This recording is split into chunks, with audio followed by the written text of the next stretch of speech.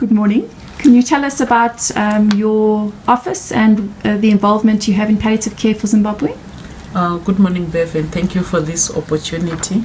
My name is Dr Manangazira. I work for the Ministry of Health and Childcare, and I take charge of epidemiology and disease control. And part of that portfolio includes the non-communicable diseases unit. The other three are the National Health Information, Health Promotion, and the control of communicable diseases. So within the non-communicable diseases unit is where we house oncology and palliative care, among other non-communicable disease issues. Yes. And what developments have taken place in Zimbabwe with palliative care? Also, so we are quite excited. As you know, Zimbabwe is the oldest island hospice country. Palliative care having been introduced way back in 1979. So we've done very well as a country, but we are particularly now quite excited in terms of integrating palliative care into the whole health delivery system. This is an opportunity that we really want to make use of and ride on the current momentum. You might also want to know that the ministry has recently deregulated morphine to make it more available to where the greatest need is.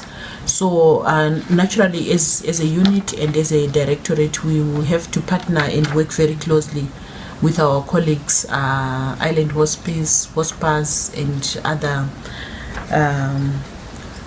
units within the ministry, for example, our pharmacy and logistics unit, but also, the other relevant directories, and also the National Drugs and Therapeutics Committee, so that we really make this the pain management aspect of palliative care. We take good care of it.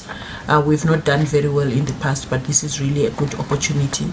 So in terms of even planning for the integration of palliative care into the whole health service delivery system, we take note of the work that has already been done before.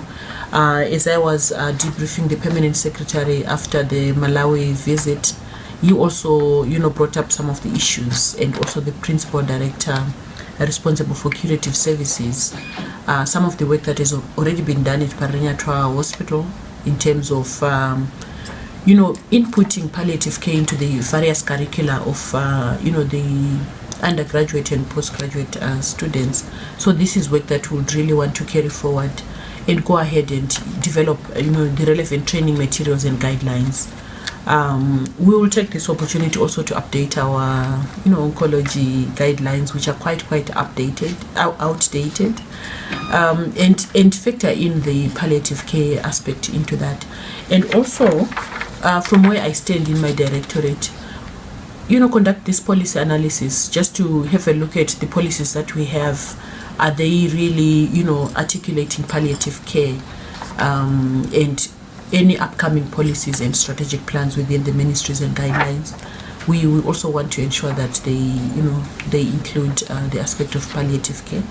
But over and above, from the learning in Malawi, which we really appreciate, that the opportunity to see how other African countries have integrated palliative care, we've actually learned quite a lot, and we would want to take the current window within the HIV funding to also ensure that we make use of the home-based care that has been quite successful in the HIV and AIDS side of things, the National AIDS Council structures, and use that to implement the integrated palliative care model.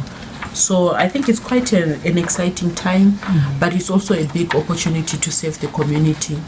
I have also been privileged to do home visits recently in Chitungwiza, and it becomes different than sitting in an office and just hearing stories of this is happening, this one is terminal cancer, and they can't access radiotherapy, or they can't access even basics like food. So going to the homes also made me appreciate more in terms of what the specific requirements are. And of course, each case is unique, but there will be some of the general requirements that we as ministry are able to, to provide and also render the relevant support to our partners who really do the door-to-door kind of work. Dr. Manangazira, thank you very much for your commitment to integrating palliative care into the health system. Thanks very much for the opportunity. For these and other stories, visit our website www.263chat.com. Follow us on Twitter @263chat and like our Facebook page 263chat.